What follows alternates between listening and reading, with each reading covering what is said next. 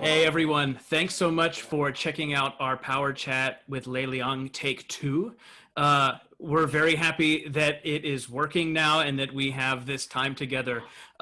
So we have known Lei for many, many years now, and actually received a piece from Lei a couple years ago called Lakescape 5. And I was wondering actually if that was where we could start the conversation.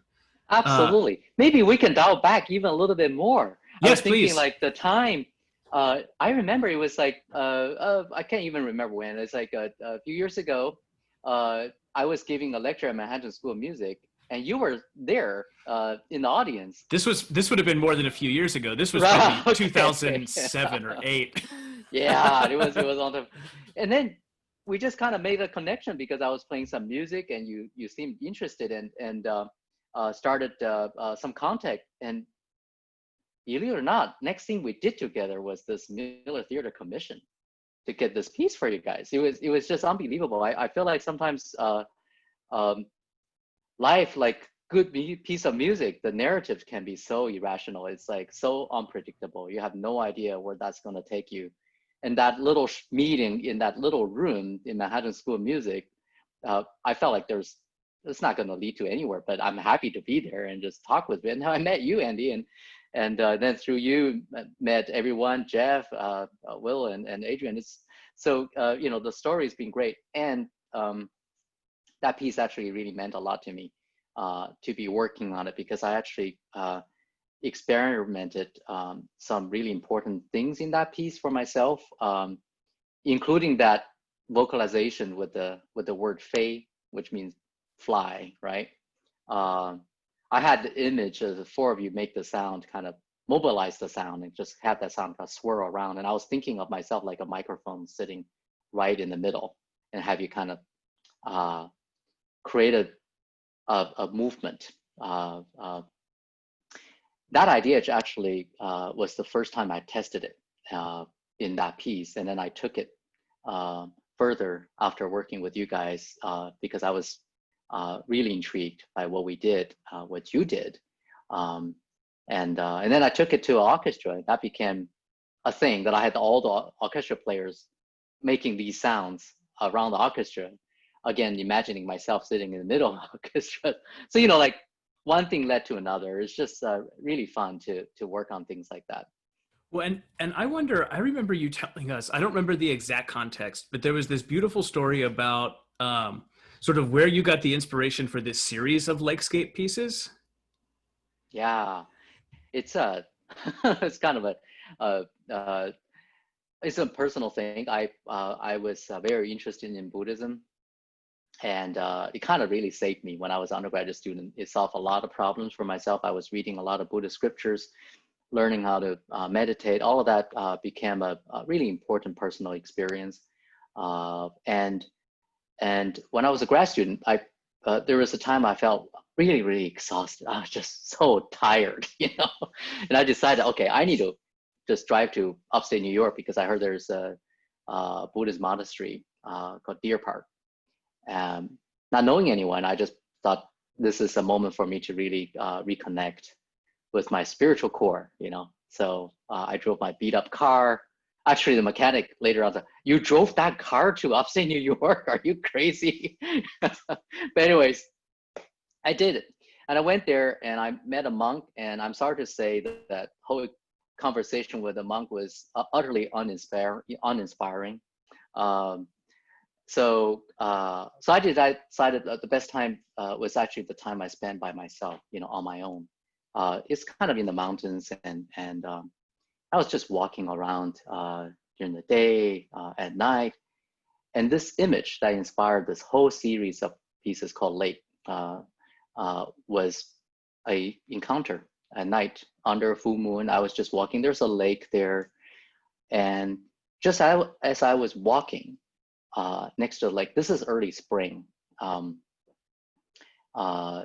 The ice are gone, and I saw a V shape kind of floating on the surface of this water. And I had no idea what that was, you know. And it took a little while for me to recognize that was a beaver swimming there. And for some reason, the combination of the light and my state of mind and that beaver just really kind of stayed with me. It was more enlightening than the conversations I had at the monastery. Then I kept thinking about it. Why this image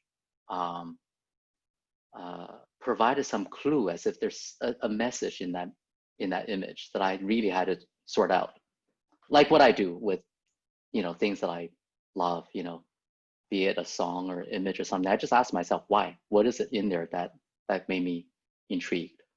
And it was this realization at the time that the music I write is very much like written on silence, like the surface of the water. And every time I ask a performer, in this case, you guys, make a sound, it's like you're kind of carving that surface with your movement by disturbing it. And that is how a composer and a performer leave their signature on the surface of the silence.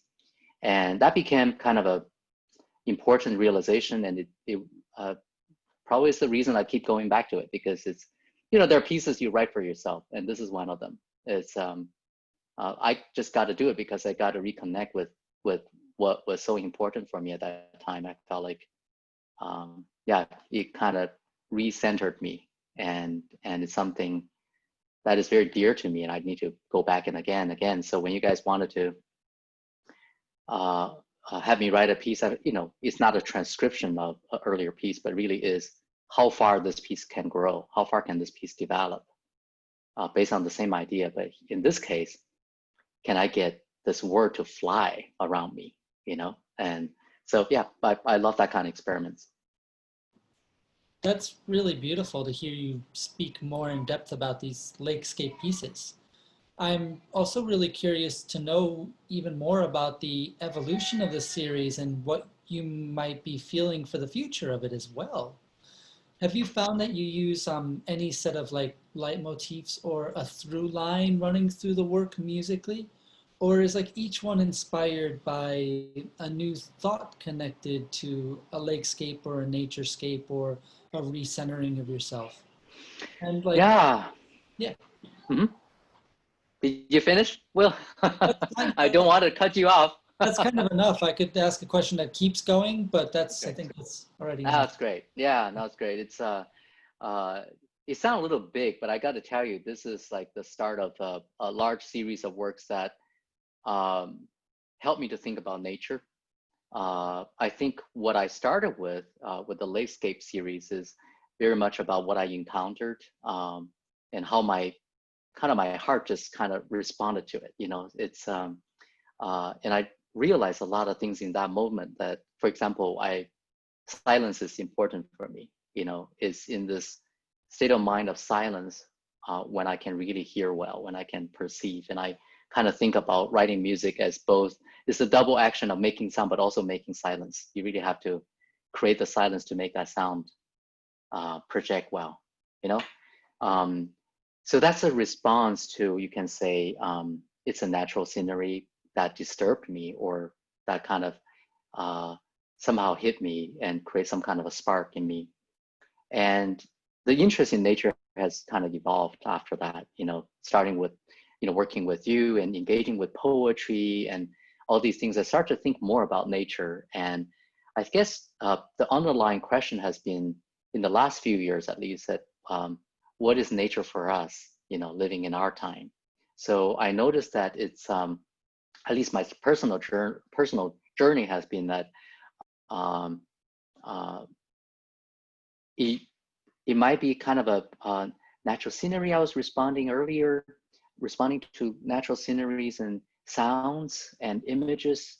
And now it's more a question of what is nature for us living in this time, based on the things that we already know. You know, and you guys probably can guess that hint at some of the larger questions, like, you know, our predecessor probably didn't have to deal with the reality of global warming so much, but we do now. It's not a projection, it's happening now. And also, there are a lot of things that we didn't know. For example, my most recent I think of it as a stage or a phase of my research on nature has to do with the Arctic ocean. And what do we know about ocean, you know? And I feel like as a composer living in 2020, you know, we can't write music just to think, you know, okay, I think of waves, you know, or simple things like, oh, if ocean is temperatures rising, so we create things that's kind of rising. You know, I feel like that's a little bit too simple for me. We actually have the ability to listen to ocean in ways that we couldn't before. So I team up with scientists at the Scripps Institution of Oceanography here at UC San Diego, where I teach. And these scientists in the last decades or so have developed hydrophones, these techniques to put these devices around the world where we weren't able to listen, but now we can with this new technology. You know, so this particular set of samples that were provided to our team has to do with these sounds captured in a very, very quiet corner in the Arctic that no one has really been listening to in the past. And now for the first time, because of technology, we can hear the bowhead whales, the beluga choirs, and just ice. You listen to ice throughout the year, how they change sound. I mean, it's incredible. I mean, it's the symphony that we all, you know, like the wildest electronic dreams we can have with music cannot really match what the ice is offering us. It's just that we never heard it before. And so I'm so grateful to be working with these scientists and hopefully not only just make these sounds into some kind of sound installations. That would kind of make me feel like, you know, it's like we cannot appropriate materials just like we couldn't appropriate cultural materials or, you know, all that. Same thing here with the materials that are given to us that we have the privilege to engage with. What are you actually getting out of it, you know? And I was thinking, you know, for example, we can't be writing pieces that sound like, even though you're dealing with the sound of the ocean, you still sound like a composer sitting in a chair in front of a computer, you know? That is just not enough, you know, how sound travels in the ocean, how creatures listen to sound. These whales, I mean, how do they communicate, you know, miles and miles apart from each other, and they're making sound together. It's a network of thousands of miles, and they actually move, you know, and it's they're singing to each other, sending signals, and it's a totally different way of thinking about some of the fundamental issues for me, about sound, about how we process sound, how we use sound to communicate, how sound travels, to sense of time, you know, how you breathe, you know, a beluga whale or a dolphin or, you know, bowhead whale, they have different breathing cycles. And so that affects the way they sing, to make their calls. So we're still going through all of this. It's just so interesting. And I think it's a continuation of the same interest that I had writing that piece for you guys, but it's just kind of shifted focus, and I'm kind of engaging with things that I feel is only available to us now because of the development of science and our awareness and all that, you know. And my next phase will be kind of dealing with Earth. So I'm teaming up with Earth scientists, going to, you know, the just the mantle of the Earth, you know, going deeper than the crust, but go deeper and deeper and see, you know, and see how we kind of respond to what we now know about, you know, the planet we live on, and respond to it musically. It's just so interesting. That's a really wonderful segue actually to what I wanted to ask you about, which since we're talking about, you were talking about poetry and landscapes and bringing other elements into music in skillful ways. I wanted to bring up when Loadbang was in China last, we were at the Xinghai Conservatory and we got to visit the Zhou Wencheng Music Research Center that you head up there. And I feel like so many of the issues that you're talking about in your music are were present in his music and his thinking as well. So I'd love to just ask about your involvement with that incredible project and with his work. Oh, wow. First of all, you pronounce his name perfectly. Zhou Wenzhong. Yes, yeah, he's really the person who um, envisioned a lot of the things that composers who came after him kind of carried on. I felt like he was certainly a multidisciplinary kind of a thinker in music. You know, if you look at his interests, I mean, he published not only as a composer but also as a real scholar on Chinese music history, on um,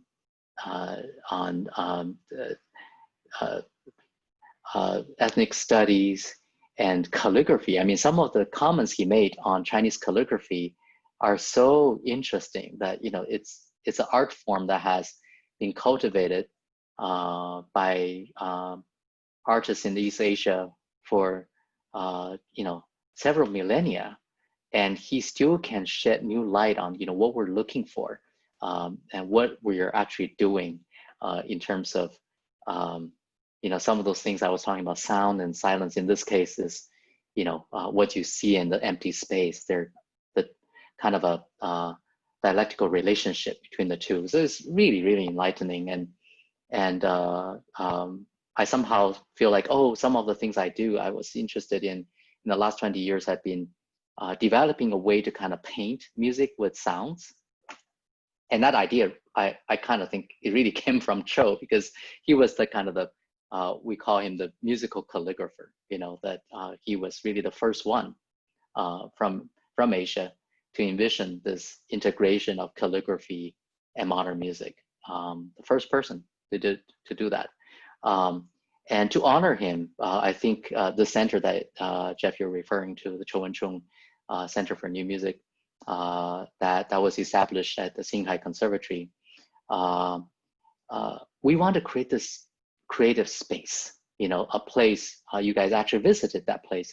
The young artists, together with performers like yourself and thinkers and composers and maybe people in other disciplines, to come together and reimagine our heritage and to recreate connections across the discipline. So Cho generously donated his collection of over 3,000 books to the conservatory. And I was very glad to see that the conservatory designed specially for this collection a beautiful library.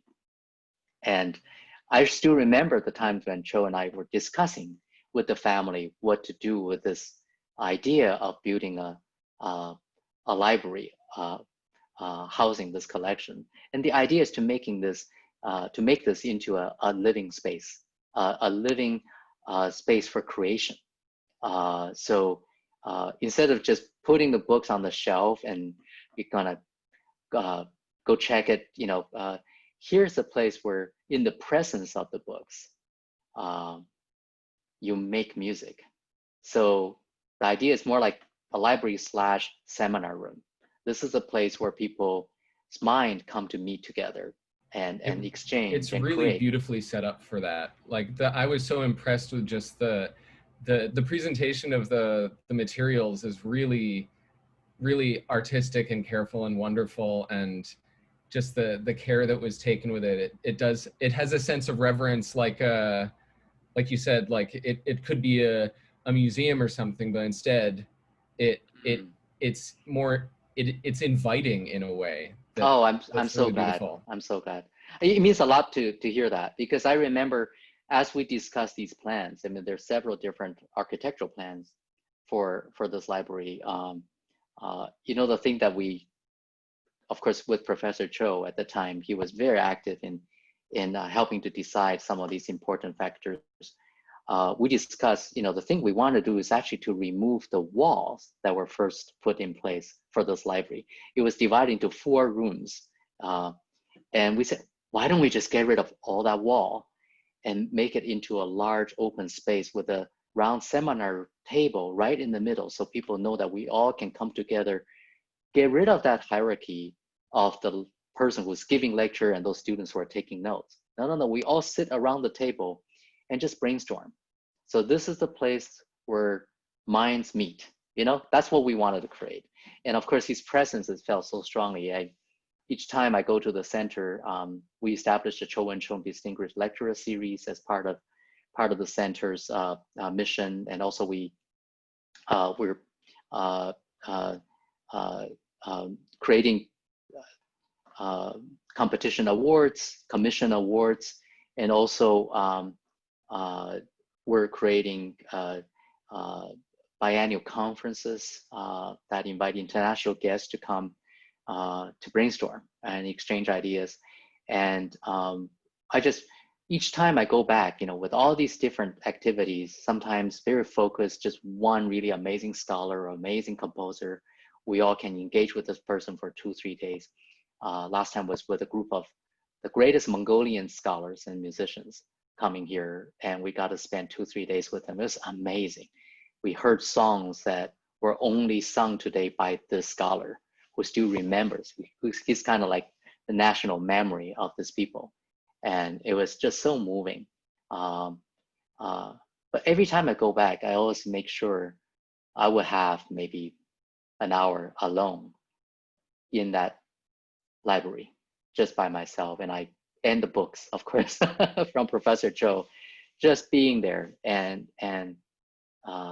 open the books that he used to read. And sometimes you see his notes.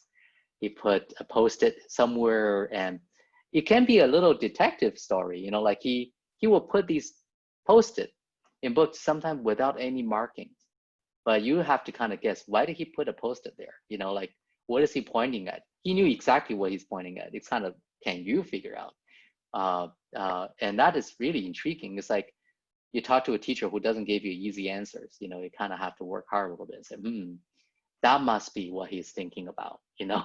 So I think a lot of interesting work can be done there by future scholars to do research about, you know, why he was so in love with these books and what kind of ideas he was trying to draw from them that informed his own compositions and all of that. So that hour that I spent alone in the library in that collection has always been very, very special.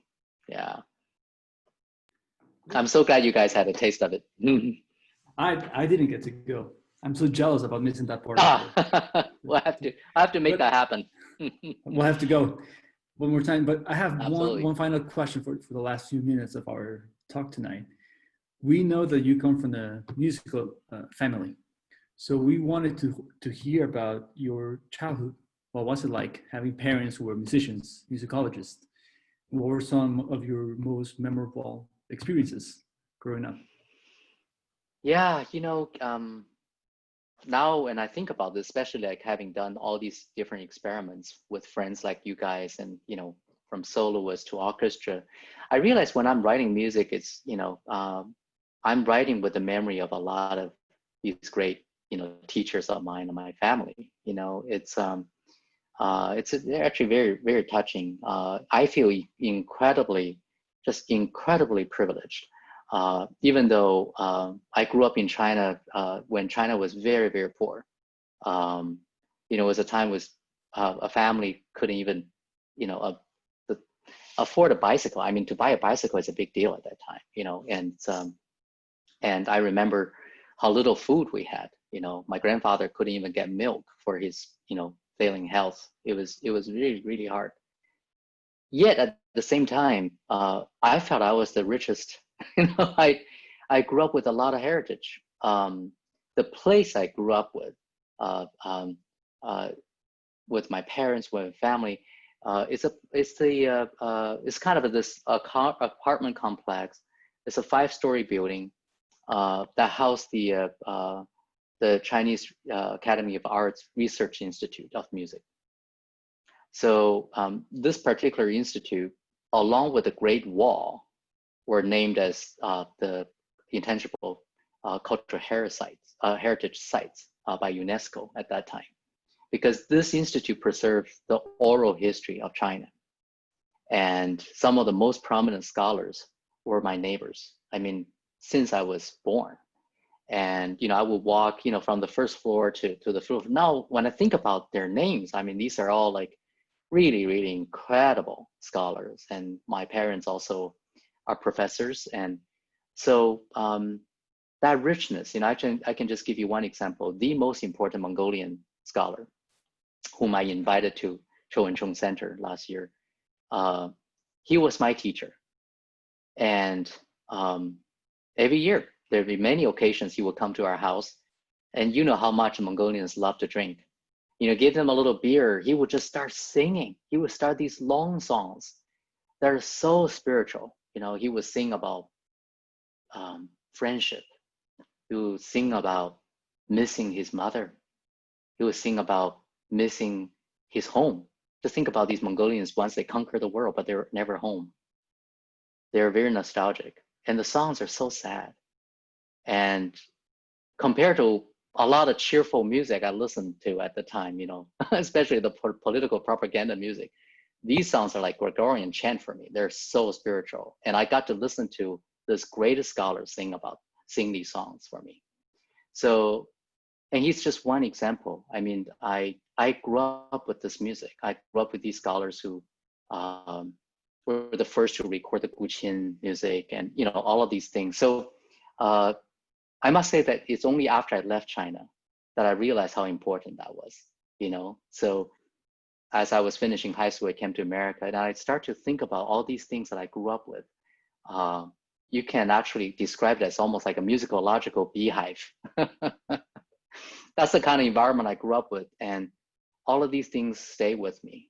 And because I left China, I was away from home. I miss home, and these musical traditions became even more important for me to keep my attachment, to keep my sense of belonging. So I started to research a lot about these things, a lot more consciously, with a lot more effort. So yeah, so what my parents gave me is not only that they brought me up, it's that they gave me a kind of a richness that is cultural, that is spiritual. And I can keep going back to, and you can even say, like,